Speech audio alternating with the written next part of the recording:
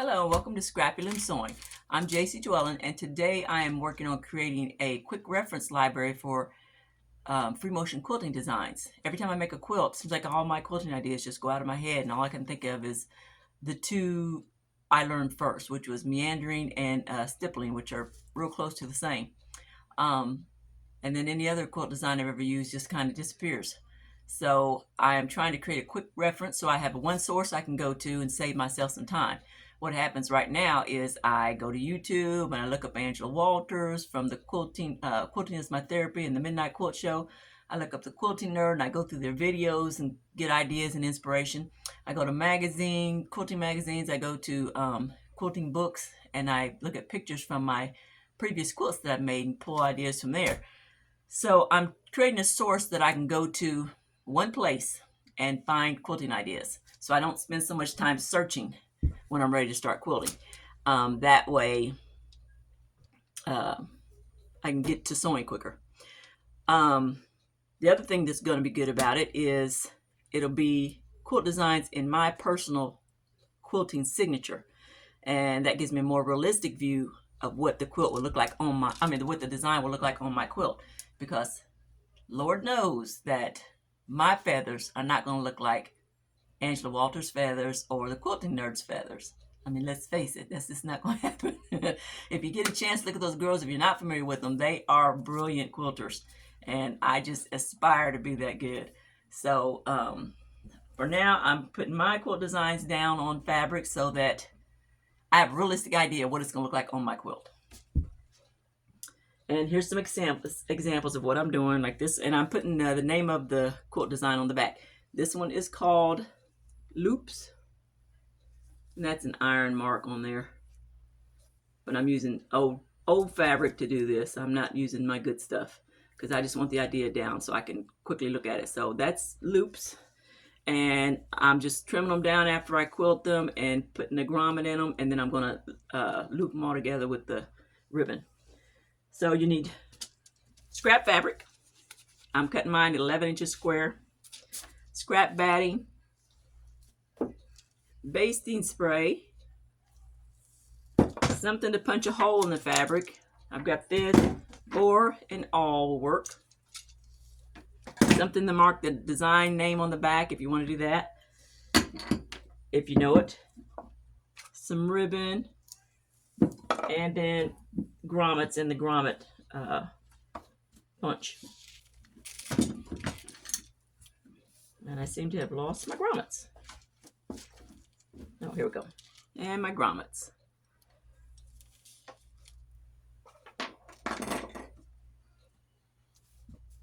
And when I'm done, this is what I've got. This one is arches. I'm calling that one arches.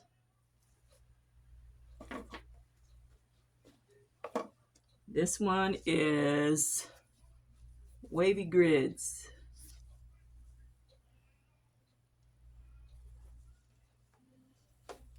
This one is swirls.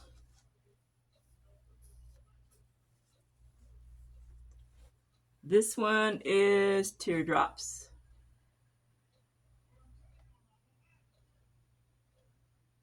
And as you can see, I've got a lot of room for improvement there. But that's going to come with practice. You have to start somewhere. And as long as I have been quilting, I still feel like I don't know much. There's so much to learn, and I'm sure that's why I don't get bored with it, and I keep coming back to it because there's just endless ideas and endless amounts of room for growth. So to get started, let me turn the camera down so you can see down here on my table. Excuse my mess back there, you guys. I'll get that cleaned up one day, if I'm lucky. So to get started, I've got a piece of paper down here so I don't get basting spray on my grid. I've got my 2 pieces of muslin, 11 inches square, and my basting spray. Let's just shake it up real good. I'm just using just enough to hold it in place so I don't need pins. So I don't need much. And then I'm just taking my scraps of batting Laying them on there. I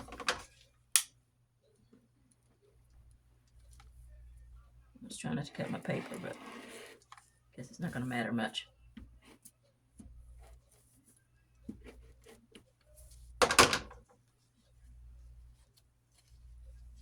Putting the next piece down.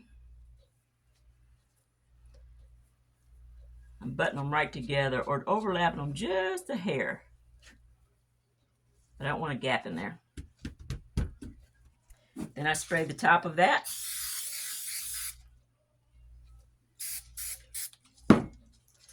And layer the next piece of backing.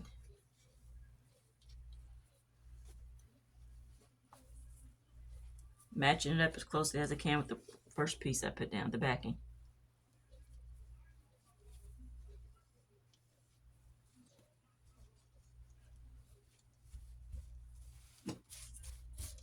Now I don't need pins or anything. And I just cut this extra off and use it on another one.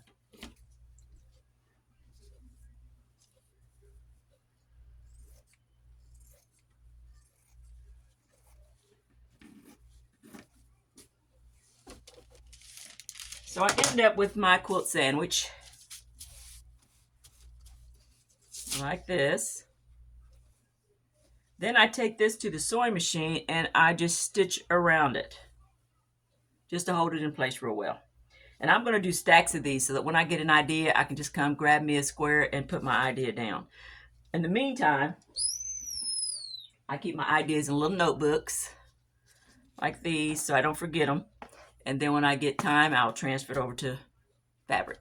Reason being, they don't look the same on paper as they will on your fabric. This is going to give you a more realistic idea about what it's going to look like on the actual quilt.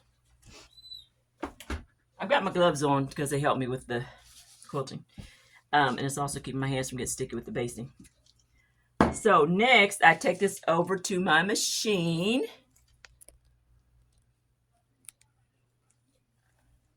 And I quilt my design.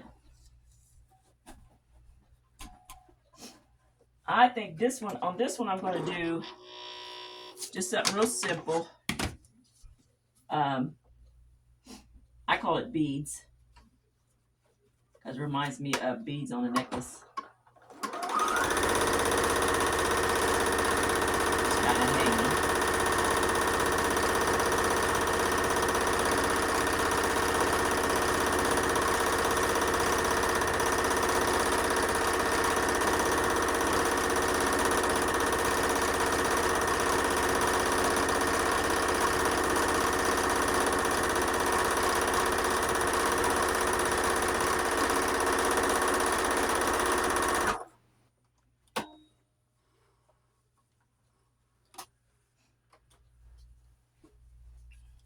And I'll do that all over that block. Then I'll press it, trim the edges, and end up with something like this. This is one that's meandering. And I haven't put the hole in it yet. So I'm going to take you back down to my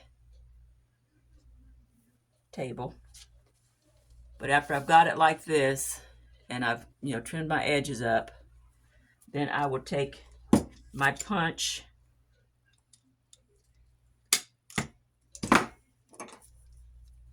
and my awl and make the hole a little bigger. I'll take my grommet, put the long end through the back, the one with the long piece. Push it through the back.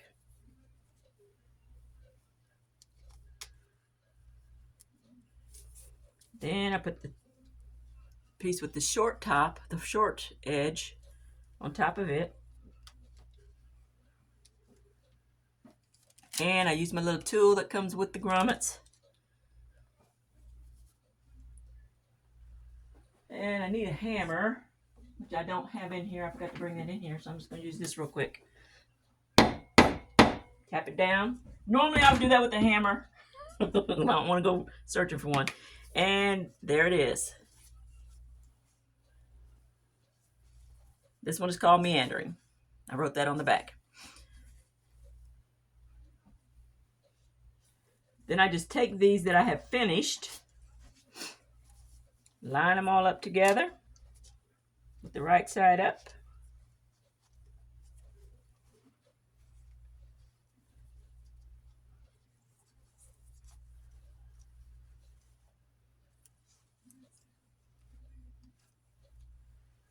Take my large-eyed needle with my ribbon in it. I'm just going to thread that through all of them.